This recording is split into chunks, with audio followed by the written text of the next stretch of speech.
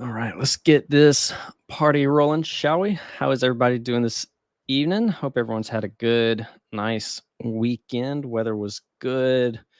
Let's see, what did we do this weekend? We went and fished this weekend, so that was nice. Finally had some really nice weather out here, so it's good to get out and uh, get out of the house and go do stuff. So overall, not too shabby. All right, I think tonight I want to just start off really just kind of going back over the main sectors as always, the main indices, and we'll just kind of work our way down as always. And then what I'm going to do this time around is, starting out looking at crude oil futures because that's the main news that kind of came out today. Saudi Arabia and OPEC Plus came out, said that they're going to do more cuts. So we've got an interesting move here for crude oil. We did get a gap up on the crude oil futures here. As you can see, we gapped up right to the year-to-date VWAP, and we've already pretty much given all that move back. Now, last time that OPEC gave us a production cut was back in here, and you can see that we had this nice little gap up, and we kind of went sideways. We didn't quite get above this 82.64 resistance level, so this is the kind of the key point. Sure, OPEC, they've done again. They're doing what they need to do on their end to kind of stabilize the oil market and all that kind of good stuff. But here, when we're talking about crude oil, yeah, it's interesting at best. I don't have anything uh really too exciting here. And when I'm looking at charts like these, I'm like, okay, the main good argument that you can have here is that you have a nice little double bottom here with a higher low to work with. So if you are long energy or if you're long crude oil, you have a good key level to work with, and then that's 64.36. If you break down below 64.36, I mean, you obviously just get out and move on. But as far as the bullish nature of crude oil, I can't really argue any good points here.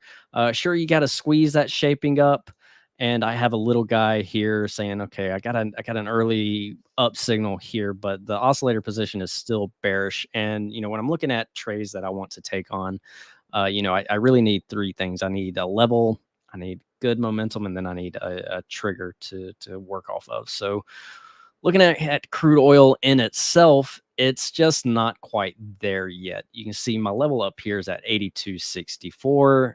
You could argue the daily 200 at 79.50.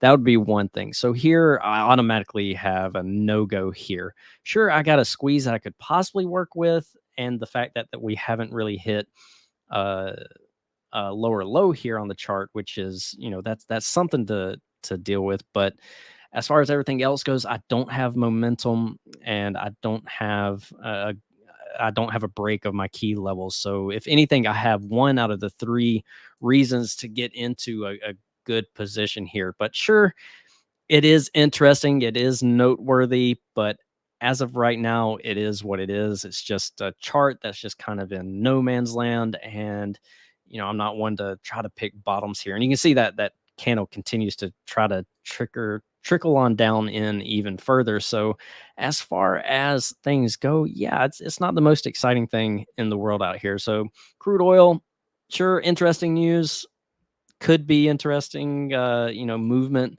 maybe as far as a day trade goes, but just not quite there just yet. So with that being said, yeah, let them have their fun maybe, but it's already dying out. So I'm not really too much interested in crude oil at all right now. So we'll just go ahead and jump into the SPY, the SPX. Now, first thing, okay, so we got the debt ceiling situation out of the way. That's great. We had our economic data come out as well. Uh, there was no question about that. The debt ceiling was going to be avoided. Historically, they've always taken care of it. We've never had to deal with it. Uh, you know, I think there was like one time, maybe two times that I can remember where we had an issue there. But historically speaking, it's always been taken care of. Now that we've got that out of the way, Is it time to start to see a rotation? Is it a sell the news event? We also had our May jobs report, which we added quite a lot of jobs. Which the Fed doesn't really want to see that too much. Um, but we also had a rise in unemployment, which was kind of interesting that we had a big jobs report data there, and then we had the unemployment rate rose about 0.3%, which is not something to scratch your head over. I mean, this is something to kind of like go, that's interesting. So we'll just have to keep an eye on it. Going on to this week, as far as the economic calendar goes, not much going on. We have the PMI composite and services numbers coming out, the ISM services, and then we got the jobless claims report on Thursday. Someone's got an open mic. I got you, buddy. But as far as everything else goes, kind of a quiet period. The Fed is entering their blackout period, so we have no Fed speakers coming in until now in the next FOMC meeting later on in the month. But looking here at the SPY chart, one thing I want to bring your attention to is not necessarily much has changed, especially when you look at the SPY and the QQQ. They are definitely wildly strong. You could argue that they're super duper cooked in the near term. So the main point is mainly, probably day trading will probably be more suited at this point in time until we get maybe some sort of cool down. We're well above our 3 ATR levels, 3 sigma even. This is incredibly wildly bullish, and if you look at historical data points, this is very rare for something to hit those 3 sigma data points. So looking here at the SPY, we're right here at the 618 retracement. Now, why is this important? Well, think about this. When you drop a ball off of a ledge, so here's your all-time high, here's your all-time low, here's your 618. When you drop a ball off of a ledge, what's it going to do? It's not going to bounce all the way up to the top and do this number. It's going to give us a bounce like this, and then bounce like that, and bounce like that, and so forth until it kind of dies out. So if you take an analogy like that, as far as the retracement goes, if the market bears have any sort of spine at all to them, they are going to be well prepared to take on this 618 retracement level, which is at about that 430 level, or on the SPX 4300. So we're pretty much right here where if the bears want to do something, this is definitely where they're going to want to do this. We've had a strong week. We've had strong moves, especially in tech. Sure, everything is cooked, but as far as the overall signals goes, there's really nothing to suggest that we should just roll over and, put our tails between our legs and run away from this key level. So, from this standpoint, just know that 430 is the major level here, and that the 21 EMA is going to be acting as the dynamic support level. So if we get a move back down to the daily 21 down here at about 417, 416, maybe even 415, you could argue, then that could possibly be a buyable dip. Looking over here on the SPY weekly chart, what I do want to point out is, all right, here's a possible left shoulder, here's your head, and here's your right shoulder, and there you go, there's your neckline. So if you want to measure this move here, let's go to here to here. This is what about a what is that, about a 70 point move from 360 to 430? Yeah, that's about 70 points. All right, your measured move would essentially put you all the way up here towards 500. So, I'm not saying that's going to happen overnight or anything like that, but if you want to, do that measured move and play this possible inverse head and shoulder, that's pretty much what you're looking at. You're breaking out into new all-time highs. Now, that would give you the blow off top move that everyone's, that you're seeing some speculation about, especially with, the T-bills coming up with the treasury, and the bears like to come out with a different chart to show you every week that we're still in a bear market, but I'd like to argue that we're not in a bear market. This is sideways to almost pretty much a bullish market, especially if you're in tech world. But that's a side note. But here, just from a technical standpoint, if you have this inverse head and shoulder move here and you measure that out, you get a 70-point move, and that would put you way up here at the highs. So I'm not saying that is going to happen, but it's just a technical uh, thesis to kind of work with. So if we do break above this 430 area, you can see there's a lot of clear sky here that the market bulls can easily take on. So if we break above 430, sure, we're looking at a move to at least 450, and then you're talking about 480. But we'll have to see what will come of that, of course, and just ride the wave as it goes. But what I am looking forward to here is, okay, maybe let's take a breather and see what happens. And I'm going to jump into that in just a second. But first, let's of course look at the Nasdaq. The Nasdaq has just been absolutely insane. It's been quite impressive. It has, in fact, already gotten above it's 618 retracement here, as you can see here on the left weekly chart here. We've already broken above 350, wildly impressive. Apple is near its all-time highs, less than 2% off of its all-time highs. Microsoft is there as well. Just absolutely crazy. And as long as they hold above 350, really they can keep going. I would like to see some sort of consolidation. Like I said, the Qs has actually reached above a 3 sigma, and you can Google what that means. And it's actually really rare when it does occur. And basically what it means is just it's moved 3 standard deviations, and there's some mathematics involved in that, and it's kind of a toppy situation to be in. Other than that, though, there really isn't any issues. If we take a look at our indicators, you can see that the momentum on the squeeze histogram continues to be bullish. Our oscillator is in a great positioning here. We still have positive thrust. Even the weekly chart looks really good here. There's really nothing to, complain about, but, don't let that, super excite you, so to speak.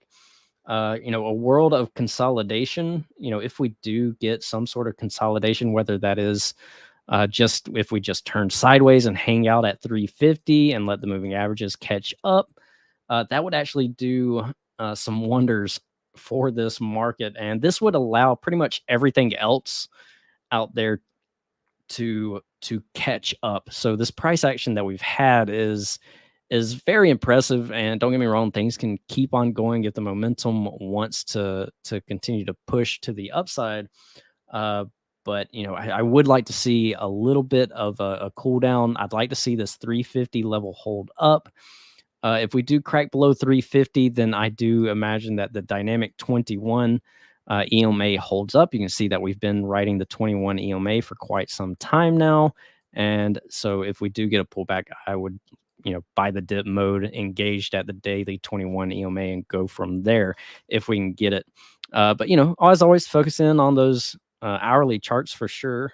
Make sure you don't get any major breakdowns of any kind of structure. So for the NASDAQ, support is at 350, 340 for the dynamic 21 EMA.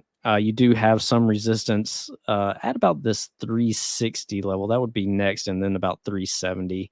And then you get pretty much clear blue skies from that. Now, the main game changer that we've been seeing, as opposed from this past week to the previous week, is most definitely the IWM. This is where the most change has occurred in the overall market. If we zoom in here, let's go over here. We zoom into the IWM, you can see that we've really been stuck in this range of about 170 and 180. But look at this huge volume that came in on Friday as we broke above the upper end of this level, this 180, and above the daily 200. We had a good attempt at this level, was about 2 weeks ago. Couldn't quite get it, came back, consolidated a little bit more. You can see that the squeeze here does have a bullish bias to it. We have a crossover on the oscillator. The only thing I really need here is a little bit of an arrow here to get us going. But if you see here on the weekly chart, we already have one.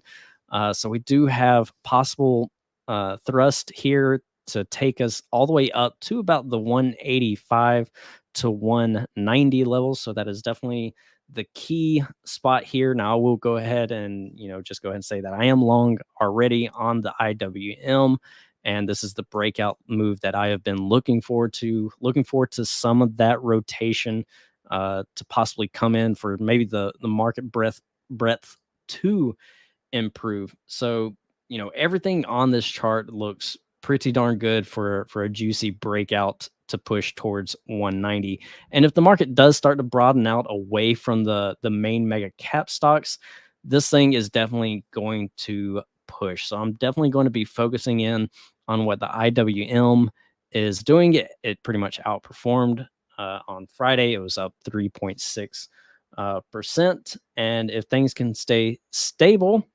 and we do get that market rotation, then that means everything else can get their short squeeze on, and then off you go to the races. Now, one thing I do want to bring up, if I can find it, where's my chart at? Did I close it? I can use, oh no, here we go. There we go. Let's take a look at this chart here. This is the Russell when you compare it to the NASDAQ. Now, this is a monthly chart. If you have TradingView, you can just type in RUT /NDQ, and that'll give you basically a comparison of how much Russell does it take to buy one NASDAQ. And why is this important? Why are we looking at this? Basically, here on this chart, if you see this low here, this is the dot-com bubble. This is the dot-com bubble, and we are right back at the levels here yet again.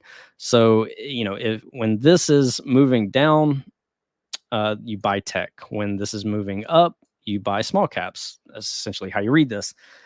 So if we are going to start to see a shift here in the small caps, this is something that you kind of want to be paying attention to. And the main point here is that you're back here at the prior low, and we'll have to see if there is any kind of continuation. And we should be monitoring this pretty closely, because this is actually a very fascinating situation to be in, especially if the way things are going right now with tech being absolutely wild. And we've seen that divergence where small caps and everybody else is just absolutely getting obliterated. We've seen plenty of names that are well below their 50 daily moving average. And now you have this aspect of the market. Well, we're right back here at the dot-com bubble area. We'll see if we can get a move here and start to see some healthy rotation off of that. Also, I do want to point out, let me bring you back here, and that is the HSI. Now, why are we looking at China? Well, China decided last week that they were going to throw in another stimulus package into their economy. So what does that mean for us here? So let's look at this chart. When you look at the Hang Seng, you can look at it and you see, okay, well, this looks like it's pretty much breaking down yet again. And you have the negative stacked moving averages here on the chart. You're down below the daily 200. But what's interesting here is, you got this little bit of an undercut here. And right when you think everything's about to fall off the cliff and just roll over, the China government comes in and says, here's some stimulus. I'm going to push you back to the upside.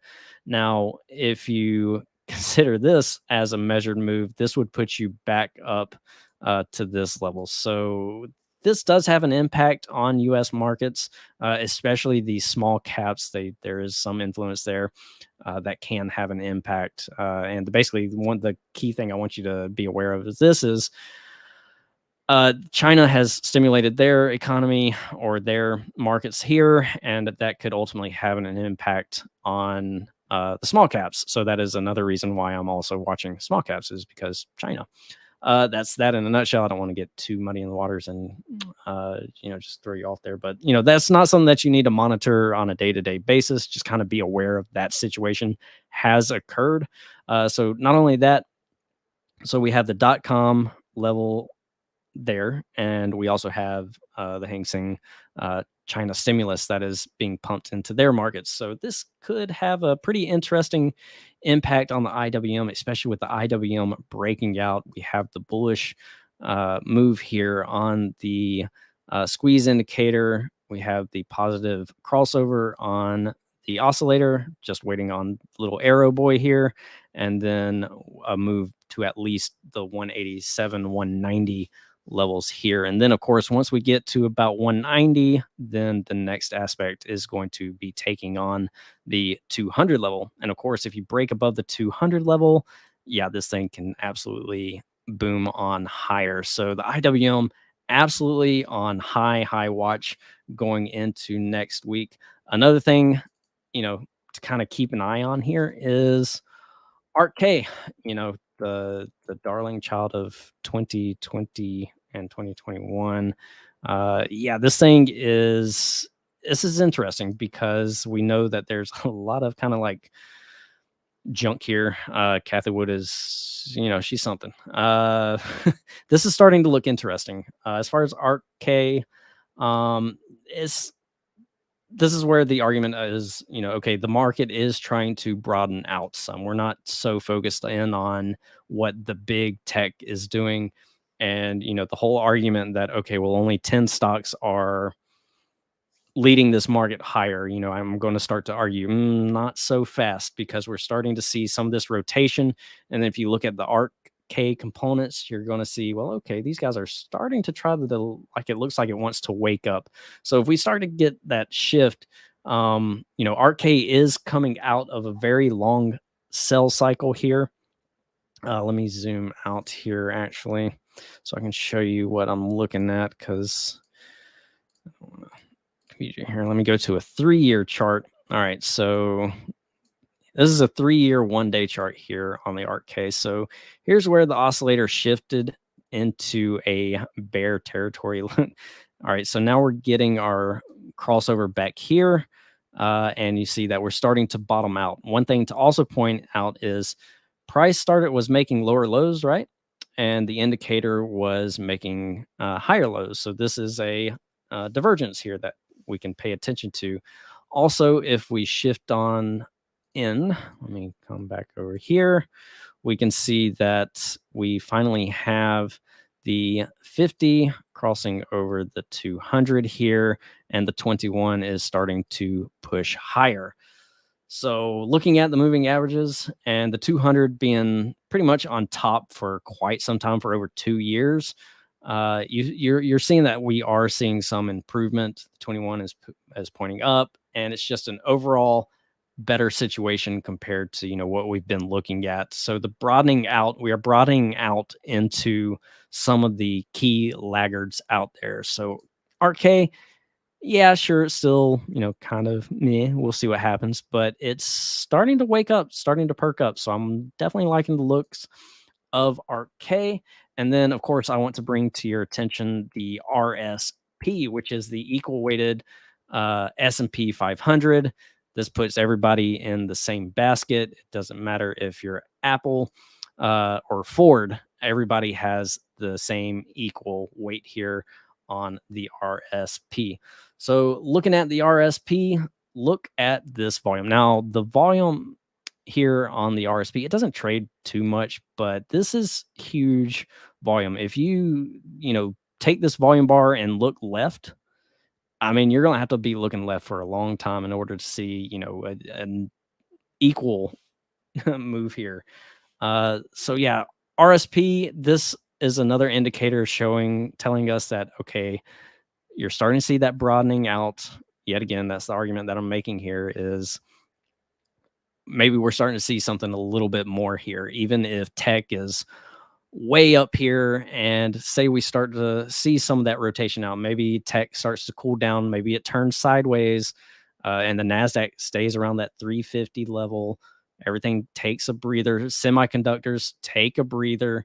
And then we can start to see some of these other names take charge here. For instance, if we take a look at the transports, according to Dow theory, we want to see the transports participate. And if we look at the transport ETF, the IYT, we can see that, it's starting to possibly do something here. Granted, we still have to get at least get above this level, this 230, 231 mark. If we can get above that, sure, we can see a move towards 240. You got to squeeze here. You're getting a lot of back and forth. This is very neutral. This is very neutral. But as soon as we start to see just the slightest improvement here, and you're starting to, on the weekly, might I add, you see where the red histogram is shifting yellow on the squeeze. And then you also have a mid-level buy here on the weekly. This is all shaping up to be quite interesting. Yeah, so 250. If we can break above 230, I mean, this thing can start to rock. So IYT, maybe we can get a move here in the Dow as well. That's kind of what we're paying attention to here is, okay, can the QQQ kind of just take a little bit of the back burner, let some of these other guys take charge and, progress us forward. Now, if not, say if the QQQ does decide to take a small breather and it consolidates and the rest of the market is just like, meh, you know what? I don't want to. That's probably going to be a red flag. Looking at copper, I don't want to muddy the waters too much here, but looking at copper, we know that copper had a pretty nasty breakdown move here about 2 or 3 weeks ago. It finally stabilized. And then now we get in a retest of the daily 200 and that breakout level. And you can kind of see it's, still kind of weak. But we look at copper to kind of help gauge, the overall economic health. Now, if we are going into a recession, then yeah, that could be an issue in itself. So definitely want to watch copper. Let's see here. What else do we want to go? If we take a look at the HYG, the junk bonds of junk bonds. Now, the thing here with the HYG, if we want this market to broaden out and we want to start to see the junk of the junk participate as well, and you're kind of seeing this also to make the key argument here.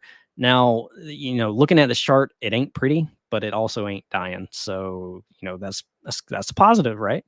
You also have this general aspect that, we'll kind of see here's your low, here's your higher low. It's almost like a double bottom, but with a higher low situation. If this thing can get back above, the 75, 76 level, this thing is going to, explode higher, which is technically a bullish thing for the market. Now, it's kind of left to be seen, but we'll see. It's kind of ugly. We'll just have to wait and see here, see what the HYG does. As far as everything else goes, we've looked at crude oil. That's interesting. I think the main focus for me is definitely going to be the small caps and big tech. Do we get to see some rotation here? Let's take a look at the semiconductors. SMH, crazy good move. Nvidia all-time highs off of their earnings, just blasting off in outer space. SMH looks pretty good here. You got a nice bullish trend.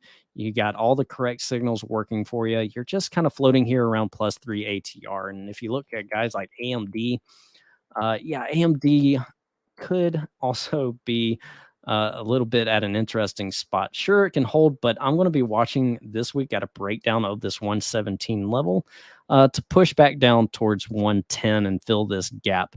Now, that's not, I'm saying the shorter term outlook. Yeah, I'm looking for that breakdown, but my longer term aspect, if we do get a breakdown, I would love to buy the dip here at 110, fill that gap, play the downside, and then buy it back up and try to play a wave back to the upside. So I'm definitely paying attention to AMD, of course, going into next week. One thing I am also looking at is some of these airliners, especially Boeing. Boeing is at an interesting spot here. Sure, it's been trading sideways for forever, but if the Dow and transports and everything else is going to go, this has been holding up really well. And I'm looking for that break above 218, 219.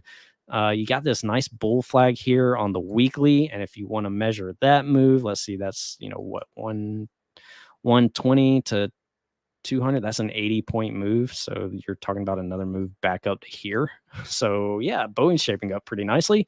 Keeping my eyes close on that. There was some options flow coming into Boeing. They're buying up the September 215 calls last week. Let's see. I went ahead and took a credit spread here to see if we can capture some of that move. And then, of course, if we break this 218 to 19 level, I will definitely be grabbing some longer dated calls on Boeing as well. And then, of course, if we break back down below here, or most definitely here, you just clearly get out, because then the trade is wrong and your assessment was wrong. So then we have to reevaluate. But as far as everything goes, Boeing looks pretty fantastic for a move. I'm definitely watching Google as one of my big tech names that I want to watch. We can see here that you're kind of trading in this really tight space here, and you kind of have to excuse the lines, but the lines do make sense here. So Google needs to break above 125, 125.50 for a push higher. But if we start to lose 122, you get a little bit of a gap fill to 120. And then, of course, if you lose this bottom end zone here at 121, you can easily come in and retest the 50% retracement at 117. Of course, you got the dynamic 21 here to kind of pay attention to. So Google had a very, very interesting spot here. I'm going to be watching this one all week and see what happens from here. So Google, watch it for a break above 125.50 for a push all the way up to possibly 130, 132 levels. Or if we do break down, watch that breakdown below 122.15 and 117. So that's what I'm looking for on Google. There's another ones that I'm looking at. I'm watching Berkshire B. There's a few financial names. If we do get that rotation out of tech, I like Berkshire. I like Berkshire a lot. It's been one of my favorite trades this year. I've traded it several times. I can't even count. I'll have to look back on how many times I've traded this thing this year. But yeah, we played this breakout. We took profits here. We even played the retest, and we took profits here again. And look where we're doing. We're doing this again. So here we are, Berkshire B, looking pretty darn spectacular. You got a nice squeeze shaping up that's starting to fire. You have bullish positioning on the oscillator. You got a thrust here on the daily. The weekly chart looks good. The histogram is shifting. Yeah, you got thrust signals here. This is, out of positioning, but it's bullish either way. So yeah, Berkshire looks pretty good. Another financial name that looks good is, let's go over to JP Morgan. JP Morgan's also looking pretty good. Just needs to continue on, probably break above 142 to push towards 144. Once you get above 144, you kind of have clear skies to 153. You got a nice little daily squeeze here that's shifting. You got your positive positioning of the oscillator, and you have positive thrust here as well. So you have good structure, decent trend. You got good momentum, and you have thrust. So you pretty much have 3 out of 3 here to make a decent trade worthwhile here. So looking for JP Morgan to continue on with Berkshire. Another trade that I still do like, we traded this one last week as well. I'm looking for a continuation move here on Costco as it broke out above its 512 zone. Looking for this to continue to push on higher. You can see that we have plenty of signals to work with here. This is starting to cross over, so that's good. And the squeeze is starting to continue to fire along. You have a weekly squeeze also that is firing, and everything looks pretty good. So watching Costco to continue to hold this level, 511.30, to push on up towards 520. So I definitely like the looks of Costco for a continuation move going into next week. Let's see. I also like, if you're a Bitcoin crypto, I like Mara. I also like MSTR. Mara, you have this tight consolidation on this. Just needs to get a break above 1065 to at least push towards 1140. And then from there, push on higher. Another Bitcoin or crypto name that I like is MSTR. MSTR is basically a Bitcoin balance sheet on paper, essentially. So MSTR, you got decent structure here. You're starting to squeeze. Just need a little bit more actionable signals here to work with, but overall, not too bad. Definitely like the look of that one. Let's see. I like PANW. For a continuation, what you have here on PANW is an all-time high breakout. You are holding its key level here at 213.63. And as long as you hold this, you can remain in to play this breakout move and push towards this 240 level. That would be your measured move from here to here. And that would be your target level there on PANW. So paying attention to PANW as an all-time high breakout. Let's see. I also like the looks of Roblox. Now, Roblox rejected pretty darn hard on Friday at this gap resistance level at 42.68. We'll see if she can recover and try again. So, there is also the possibility that it just kind of rolls over, but, we'll see if it can stabilize. It had a good shot. It probably just needs more volume. And, we'll see. So, Roblox is at an interesting spot that we'll keep an eye on. Rather, PANW Palo Alto Networks will replace Dish Network in the S&P 500, and Dish Network will replace Kutera in the S&P Small Cap 600. So there is some news there on PANW as well. So that's always good when you have news to back up the movement there. Let's look at a few more here. We already talked about IWM. Talked about Boeing. Let's see. Let's take another. This one's a smaller cap, Delta. Delta, you had this nice breakout. I got a lot of lines here. You have to forgive me. Delta, you had this nice breakout back above 36.50. Now, Delta's got an interesting chart here. If we pull it up from this point of view, you can see here, this was support. You broke down, then it's resistance, break back above 36.50. You're trying to hold this back as support. If you can hold this, then yeah, I'm looking for a move all the way up to the 40 area. If you don't want to play Boeing, this is also an interesting idea to work with. You have an up signal here, mid-level thrust, and then you also have the bullish positioning of the oscillator. So not too shabby here on Delta, especially if you can get a nice little dip entry, which, you're pretty much right here anyway. So we'll see what this opens up at, and maybe we can take a swing position to the upside on this also. I guess you could look at the Jets ETF here as well. Yeah, this is kind of interesting. You got a huge squeeze. I would like to see a little bit more and at least a break above this blue dotted line. This blue dotted line on my chart, this is a year-to-date volume weighted average price. You can see here you got this nice little ascending triangle, ascending wedge, trying to break above.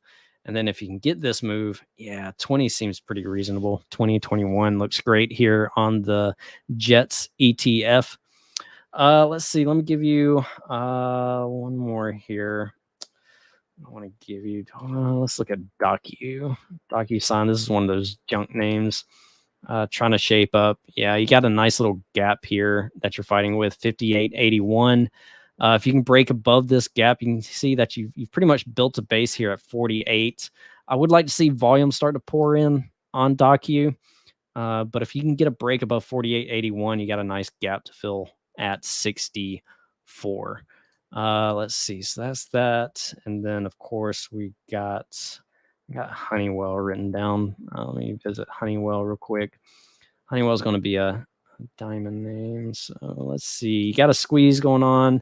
Yeah, you got a nice little base here on the weekly. Just needs to break out of this consolidation.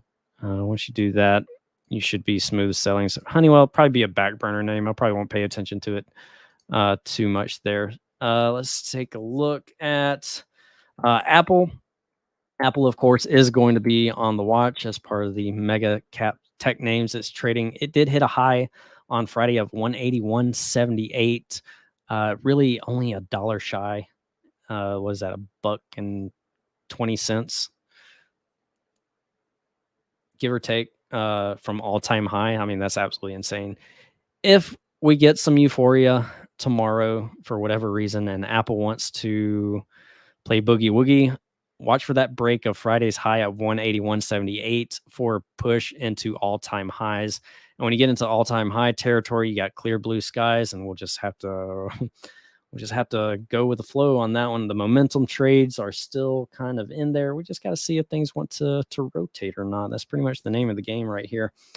All right, and then let's see. GME has earnings. Is it this week? 6, 7, yeah. GME, GameStop has earnings this week. This could be an interesting play because you got the positive signal here. You do have a little bit of a slowing down on the histogram, but this is a pretty interesting move here on GameStop. If they do want to try to run this up, watch for that break above 25 to push into the high of this candle, which is around 27. So GameStop could be a fun day trade. I do not hold GameStop ever. It's always a day trade for me. Even, this is a pretty interesting pattern to work with in itself. You got an interesting trend trying to develop here on GameStop. This is meme mania. And, if you do want to take a look at meme names, take a look at Carvana, CVNA. Carvana has had a pretty interesting move here off of the daily. It's breaking above the daily 200 inside bar on Friday. If you can take out that high at 1633, sure, you're looking for a move towards 19. I do believe they had some halts last week. You can see here that you do got some decent signals to work with on the daily. So that is interesting. Weekly, of course, this thing has just been absolutely busted. I'm personally still in shares in AutoNation. If you want to compare the two, playing the squeeze on AutoNation, looking like it wants to continue. It had a nice little hold there on the year-to-date VWAP, and nice move on Friday back to the upside. I'm looking for a move towards 145, 150 on AutoNation. Let's see. All right, so game plan. Possibly sticking to day trades this week. It's going to be a little bit of a quiet week. We do got some economic data coming in tomorrow morning. Don't have anything really coming in on Tuesday. Thursday, we get the jobless claims. We have no Fed speakers. Let's see. Yeah. If we do get rotation, watch your small caps, watch your financials, watch your healthcare names, such as Eli Lilly. This is pretty much an all-time high breakout name here, looking like it wants to push even higher. MRK looks like it's trying to stabilize on its weekly 21 and push back towards that 120 level. Let's see here. Let's see, Lowe's. Yeah, Lowe's, you had a pretty interesting move last week also. Just kind of looks like the Dow, to be honest with you, if you take a look at the diamonds. Yeah, looks just exactly like the Dow. Dow big move. This is where that rotation's coming in. All right. Let's see. Snow had a good week. Let's see. JP Morgan, TSM. DraftKings is probably another interesting one. If you want to take a look at DraftKings, nice daily structure with a daily squeeze. Weekly chart is even shaping up. I mean, look at this 21 crossing above the 50. You have thrust signals. You have a nice momentum on the histogram. Actually, this thing has been in a nice little trend since really. Let me zoom out here. Zoom back out. Yeah, look at this. Here was your crossover here. You had your early signals here. And ever since then, you've been on an uptrend from $12 to 24. So you've essentially made 100% off the lows. So yeah, look for a break above 24.75. Maybe we get a smooch around 26.40. And then you got 28 level on DraftKings next. So DraftKings could be another one to watch going into next week. I don't mind that at one bit. I'm actually going to write that down to have that on my radar. DraftKings. All right. Boeing on the 30-minute really likes the 50 SMA. Yeah, I wouldn't mind that at all. Yeah, I really like the look of Boeing if she wants to push forward. I'm going to be watching to see if there's any more option flow that does come in. Like I said, they were hitting the 215s on Friday. See if that OI is still there tomorrow. But yeah, Boeing looks like it's ready to push that 219 level. All All right, any ticker requests? I'm opening it up to you guys. You got any questions? Ticker requests? I think I ran through that kind of quick, so I apologize. Let's see who's winning the basketball game right now. I don't have the game up. They are playing tonight, right?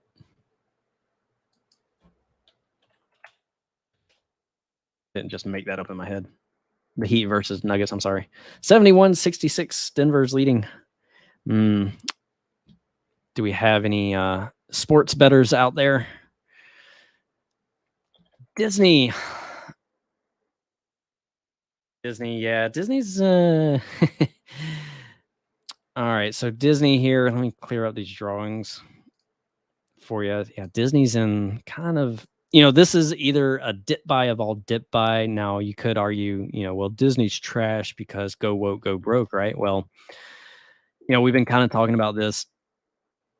Target's been absolutely in a disastrous move here, pushing lower. It still looks pretty ugly. Target does. Budweiser has been, Anheuser-Busch has been moving lower.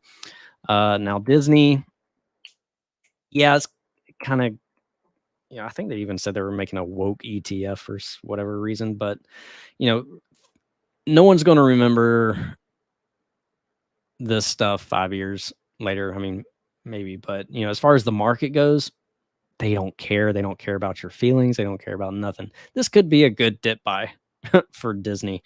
Now, I don't like to bottom feed here, but I need signals and I need levels and I need momentum to kind of get into things. So as far as, I'm going here, what is the overall trend?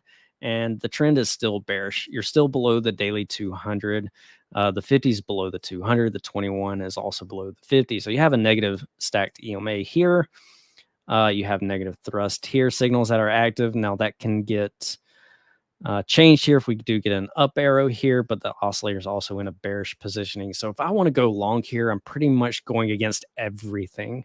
I have 0 out of 3 signals, major signals here to get into Disney. I have no reason to be in Disney right here. If anything, I'm looking to get short. I want to get short possibly here at the daily 21 or maybe even this 95 gap resistance. If we do see some rotation, sure, Disney's part of the communication sector, and the communication sector is filled with Netflix and Google. So if we do start to see a rotation, Disney's not going to be a benefactor. If anything, it's going to hurt even worse.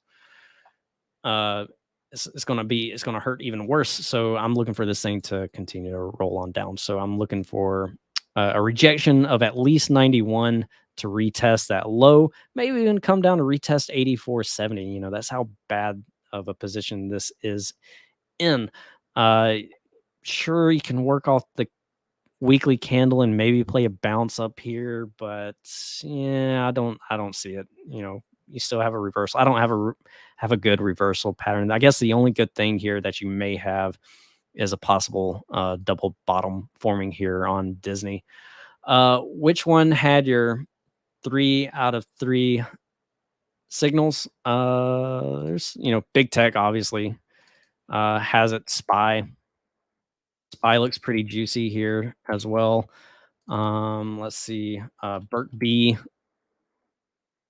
So you have a level, you have momentum, and you have a trigger. Let's just kind of go over them. Let's see. DraftKings is another one. I see y'all's questions. I'll get to them. DraftKings, look at this. You have good trend. You have good structure. You have momentum on the oscillator. You have a thrust signal to the upside. DraftKings looks great. And just to also note, I don't have this public. This is not available yet. We're still doing some testing and all that kind of good stuff to make sure it's good to go. So one day we'll get it out. Did I go over Bitcoin? Nihil, I hope that answered your question on Disney before I move over. So Disney, it's more of a short for me than it is a long. I'm not in it. I don't see a reason for me to be in it just yet. If anything, I'm looking to get short. But right now I'm mainly watching other rotations going on within the market. Did I go over Bitcoin? Not really. I did touch base with Mara. Now Bitcoin is just kind of stuck in la la land for the most part. It's not breaking down. It's not breaking up either. So one thing here though on this is you did get this cross down the 21 crossing back below the 50 here. That's really a negative signal here for me. You're starting to squeeze. This is neutral bull. If that purple line was over 50, that'd probably be a little bit better. Sure, you still have an up signal to work with, but you're not doing anything. You still need to break above 29, maybe even 30K to really send this. So like I said, you need a level here. So 30K would really be my level. If we get above 30K, sure, that would be extremely bullish for Bitcoin.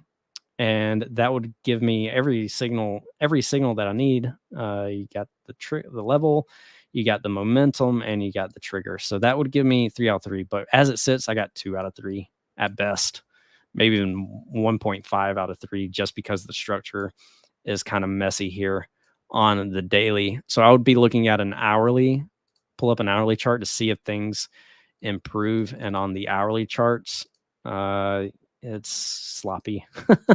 You do got to squeeze, but you got some down boys here. So not quite there yet on Bitcoin. But if Bitcoin does want to party, then sure, I'm game to play some of these crypto names such as Mara, MSTR, Riot, Coinbase. Coinbase is interesting. It's at an interesting spot here. I guess we can probably watch Coinbase. I wasn't really paying too much attention to it last week. It just looked kind of sloppy. But you got to squeeze. This is, if you get an up signal here with crypto, that would be ideal. Might have to look and see what the option flow is looking like there. You need Bitcoin above 80 million. That'd be good too. I posted the earnings chart.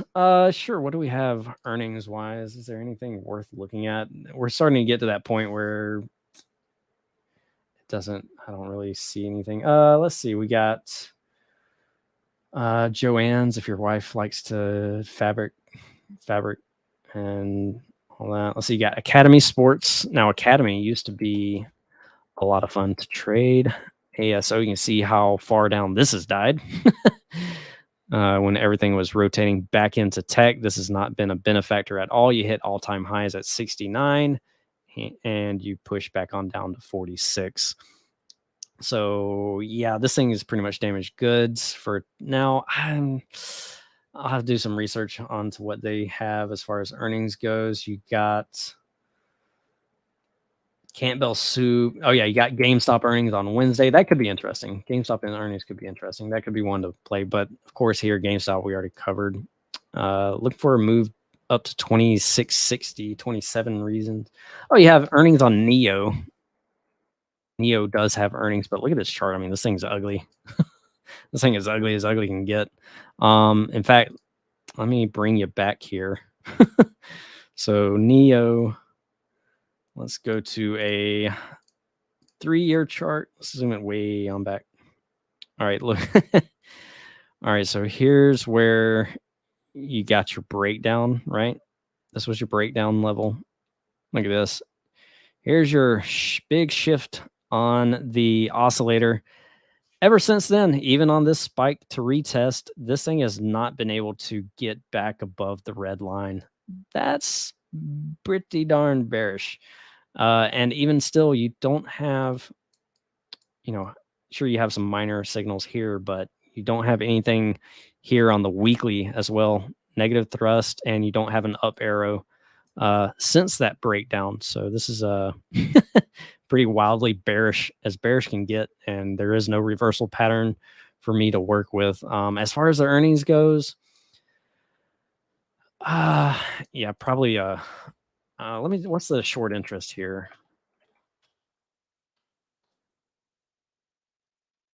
FINRA short interest. Let's see here. What's the latest short interest report? View data. 1-800-Flowers. Okay. Let's see. I guess I can type in Neo. Yeah, I'm not going to go through all that. I guess I could go to FinViz. Just want to see if they have any short interest. Short interest 108.5.05. Short float is 7%. Okay, so it's not even a high short float on Neo. This thing's just dog water. You can't get above 9. You're below the 200. You're below the year-to-date VWAP. I don't even know what their latest report was because I don't pay attention to them. I'd have to do some research. If anything, this chart looks trash. If it wasn't for earnings, I'd short it to 0. Short it to 0. Professor would probably agree on this one as well. You just don't have anything actionable here. So Neo looks like dog poop. Docu also has earnings this week on Thursday. Docu, this one's looking interesting. Like I said, we talked about this one needs to break above that 59 level to gap fill at about 64. That was a pretty good line. I bet I couldn't do that again. CLF and LP. CLF. Cleveland Cliffs. All right. Ooh, this thing's been trading sideways. All right, so Cleveland Cliffs. Let's see what's going on here. You're below the daily 200. Your day VWAP. I mean, you haven't made any progress in. You're trading at the same spot now as you were back in 2021. Zero progress. I can't see a reason to invest in it. That's for sure. For a short-term trade, yeah, you need to get above at least this mark here, around that 18 level. Get above 18, you're probably talking about a move towards at least 20. That'll be your next spot, 20 and then 23, it looks like. But if you break down below, what is this level here? Let me zoom back in. Let's clear that drawing out. And let me put this on a 1 year, 1 day. Clear. Yeah, you're trying your best to hold 14. Yeah, if anything, I'm looking to short because the trend is overall bearish. Trend is overall bearish as far as the structure goes. You're below the 250, cross below the 200, 21. If you do come up here off this hammer candle, you could possibly come up to here, but it looks like it's kind of gross. You don't have an up signal yet. This is still in bearish alignment when you broke down below this zone here. Now you're back in at pretty much the high of this zone, looking for it to roll back over. You have weekly negative signals here. Hourly is looking okay. But CLF, I mean, you haven't really moved in 3 years. I don't see what there is to like about it. You want your money to work for you, not to scratch your head and wonder what it's doing. LP material. Now, this one used to be a fun chart. If you look at the weekly chart, I mean, this thing used to actually be kind of fun to trade, but not so much. LP, you're in this zone here. Now, if we do get this rotation into some of these guys, then sure, the junk we'll see if we can get a boost here, but break above, what is this, 20, what is this level here? This actually looks better. Sorry, I just blinded everybody. This looks better than CLF. Oops. Break above 23, we'll call it. Then let's see, what is this low? 3. So that would put your measured move at 25, which is right about here. So break above this, you're looking for a move to 25. And then, of course, longer term, you really got to get above this mess right here, 29.30, to even attempt to move towards 35.40. You got some work to do. You got to squeeze. But remember, when you do have a squeeze, they typically resolve in the current prior trend. So once we get this squeeze set, this thing looks like it wants to roll over. You had the crossover right here. Here's all your bear signals, and you don't have an up signal yet. So not looking good, but you do have a possible trade to work with. $20 seems to be your low, your tradable low. So if you hold this, you're fine. But if you start to break down below 2025, it's looking kind of ugly. Hard stop at 2025. And then you're just looking for that break above 22.85 to push towards 25. Bum, bum, ba-dum, bum.